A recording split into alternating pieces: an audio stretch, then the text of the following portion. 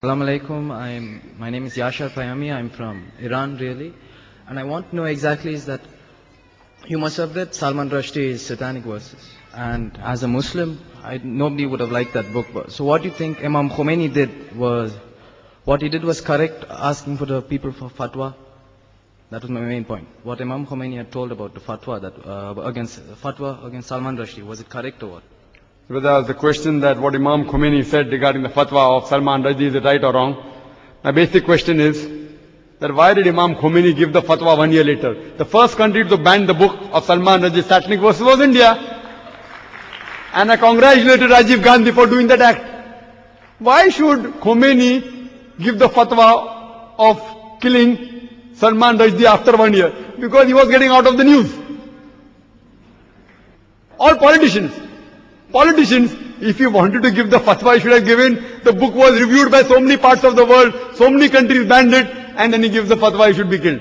Whether right or wrong is afterwards, all these are political gains. All political gains. All these things are political gains. But what Rajiv Gandhi did, maybe he didn't know about it, and I've given a talk on this issue of Satanic Verses. Though this book is banned in India, I've read that book. You know, Salman Rushdie, who claims, just for namesake, he's a Muslim, he did not leave anyone. In his book, he even abuses Queen Elizabeth. And the same British government, who had banned an American author for using a 4-letter word, father, uncle, cousin, king, for the policy of Margaret Thatcher, that same Salman Rushdie, he makes it active and uses ing. And yet the book is very popular. So one American author, they banned because he uses a 4-letter word for Margaret Thatcher. This another person, Salman Rushdie, makes it active, ing, for the same Margaret Thatcher's policy, but he gets an award. Why? Because he's maligning Islam, so they're very happy. And do you know, he even did not leave Ram and Sita. You know, these people are respected by the majority of the Indians. He even abused them.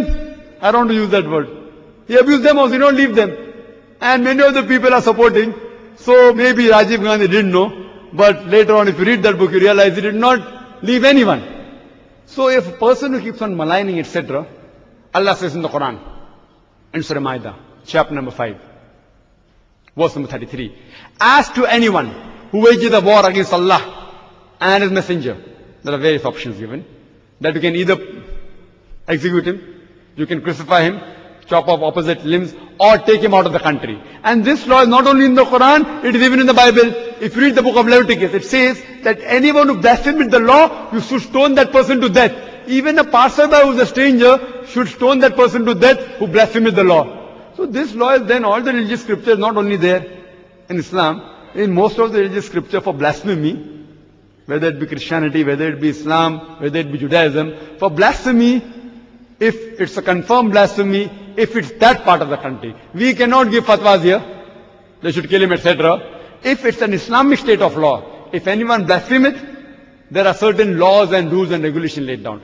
But what politicians do, whether it be a Muslim politician or whether it be a non-Muslim politician, I'm sorry, I don't again want to hurt any politicians per se. If not all, I say majority. You find somewhere or the other they compromise for their own vote bank. And that's the reason that it is said that religion and politics, that pulls apart. They use religion as the plank to see to it that they get fame, etc. And that's what people do, which we people should be aware that the fatwa given by Khomeini, it was just a political gimmick according to me. But banning the book, what Rajiv Gandhi did, was perfect. He banned it, he was the first. And now they're thinking of removing the ban. I don't know whether the ban has come out or not. There's another statement that they're trying to remove the ban. But if anyone blasphemes the Lord in Islam, in Christianity, that person according to Christianity should be stoned to death. In Islam, there are 4 options. You can even exile him. Christianity, no option. Christianity, only stoning to death. In Islam, there are 4 options. You can choose. In Christianity, you have to stone that person to death. Hope that answers the question.